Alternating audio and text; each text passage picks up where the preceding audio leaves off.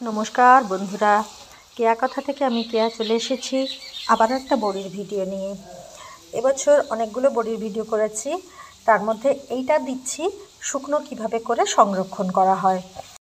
বড়ি দেওয়াও যেভাবে জরুরি, তেমনিভাবে বড়ির শুকনো করাও জরুরি, আর ঠিক তেমন গুরুত্ব দিয়ে সংরক্ষণ করাটা জরুরি। আমাদের বাগানে অনেক গোলাপ ফুল ফুটেছে, একটু দেখিয়েও দিলাম। এই সঙ্গে আমি একটু বড়ি আজকে সকালবেলা পোস্ততে বড়ি দিয়েছি, আর কিছু বড়ি দিয়েছি তিলে। সে তিলের বড়িটা দেখানো হয়নি, কিন্তু পোস্তর বড়িটা আমি দেখিয়ে দিচ্ছি, কয়েকটা নকশাও দেখাচ্ছি। এই নকশাগুলো আমি নিজে থেকে করেছি এমন কথা বলতে পারি না, কারোর না কারোর দেখেই তো করেছি, শিখেছি এগুলো। আমি মেজো মাসির বাড়িতে থাকতাম, আমার মাসির বাড়িতে খুব বড়ি দেওয়ার চল। সারা শীতকাল কেউ না কেউ বড়ি দিচ্ছে, আমাদেরকে দিতে দিত না কিন্তু, কারণ তখন আমাদের হাত ঘুরতো না। বলতো একদম হাত দিবি না বড়িতে, যা আগে কাদা দিয়ে শিখে আয়। সত্যি সত্যি যাই হোক তাই হোক করে বড়ি দেওয়াটা একেবারেই পছন্দ নয়। যেমন তেমন করে বড়ি দিয়ে দিলাম, একটা বড়ি হয়ে গেল, হলো বটে, সেটা শিল্পের পর্যায়ে আর থাকলো না। তার জন্য আমাদেরকে একেবারেই মাসি হাত দিতে দিত না, তখন কাদা দিয়ে আমরা শিখেছি। কাদা দিয়ে আর এই চোং দিয়ে, কাদা দিয়ে বড়ি দিয়ে দিয়ে হাত যখন সুন্দর হবে মাসি দেখে বললে তবে আমি বড়ি দিতাম।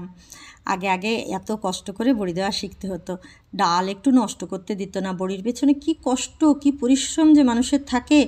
আমি দিই, আর যারা দেন, মানে সুন্দর করে দেন, তারা জানেন এক একটা বড়ির পেছনে কত পরিশ্রম। এই শীতকালে এমনিতেই বেলা কম, তার উপরে এই বড়ি, আর অন্যান্য কাজ তো থাকেই বাড়ির।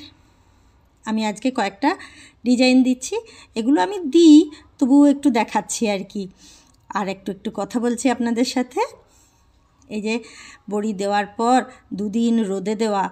প্রথম দিন বড়ি যদি একটু বেশি রোদ পেয়ে যায়, মানে খুব জোরালো রোদ যদি সরাসরি বড়ির গায়ে লেগে যায়, তাহলে বড়ি ফেটে যাবে। আমার বড়ি যেমন ফেটে যায়, আমি চাকরি করে রেখে দিয়ে চলে যাই, সব সময় গচ্ছিত করতে পারি না ঠিক মতো। বড়ি দিয়ে ঘন্টা দুয়েক একটু তেজ রোদে রাখতে হয়, তারপরে দুপুরবেলার দিকে একটা পাতলা গামছা বা একটা কাপড় ছেঁড়া ঢাকা দিয়ে দিতে হয়, না হলে বড়ি ফেটে যায়। আবার বড়ির অনেক রকম আছে, মানে একটু বেশি রোদ পেলে কখনো ফেটে যাবে, কখনো দেখা যাচ্ছে বড়ি রোদ পাচ্ছে অথচ ফাটছে না। কত রকমের যে ধারা বড়ির আমরা বুঝতে পারি না, কিন্তু তাও বড়ি দিতে ছাড়ি না। এই যে বিভিন্ন ধরনের বড়ি আমি এখনও দিয়ে থাকি। এই রোদে দেওয়ার সময় একটু ঢাকা দিয়ে বড়ি দিলে খুবই ভালো, বেশ একটু ছায়া ছায়া, রোদ বেশি থাকবে কিন্তু ছায়া ছায়া হবে, এরকম একটু ঢাকা দিয়ে দিতে হয়। কখনো কখনো একটু খুলে দিতে হয়। একটু ঢাকা দেওয়ার পর ঘন্টাখানেক রাখার পর উল্টে দিতে হবে বড়ি আস্তে আস্তে করে। এইভাবে বড়ি শুকনো করতে হয়। প্রথম দিন শুকনো করার পর দ্বিতীয় দিন আবার বড়ি শুকনো করে এয়ারটাইট কন্টেনারে করে ভরে রাখতে হয়। আজ আমি কিছু শুকনো বড়িও দেখাচ্ছি। আমার আগের ভিডিওতে একজন বন্ধু বলেছিলেন শুকনো বড়ি কীরকম দেখতে লাগে আমাকে একটু দেখাবেন। সেই বন্ধুর উদ্দেশ্যে বলছি, আপনি একটু ভালো করে দেখে নিন, আমি শুকনো বড়ি দেখাচ্ছি।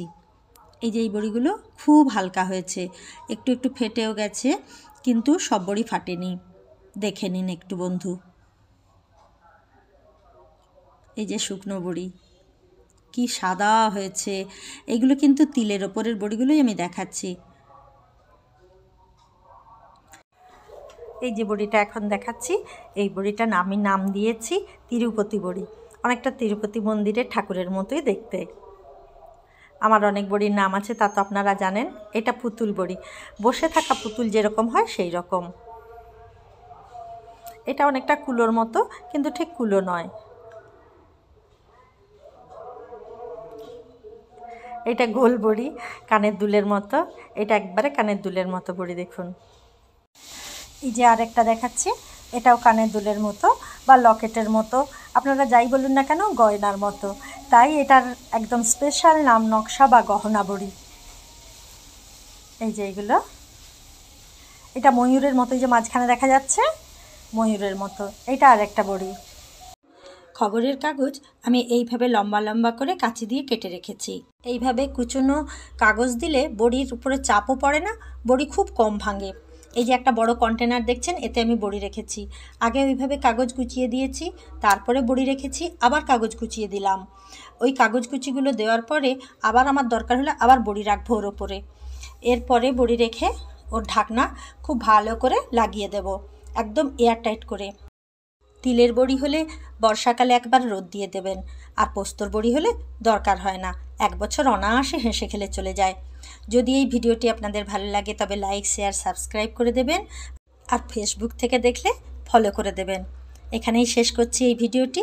ভালো লাগলে অবশ্যই আমাকে সাপোর্ট করবেন, আর ভালো থাকবেন, সুস্থ থাকবেন। দেখা হবে পরের আবার একটি দুর্দান্ত ভিডিও নিয়ে।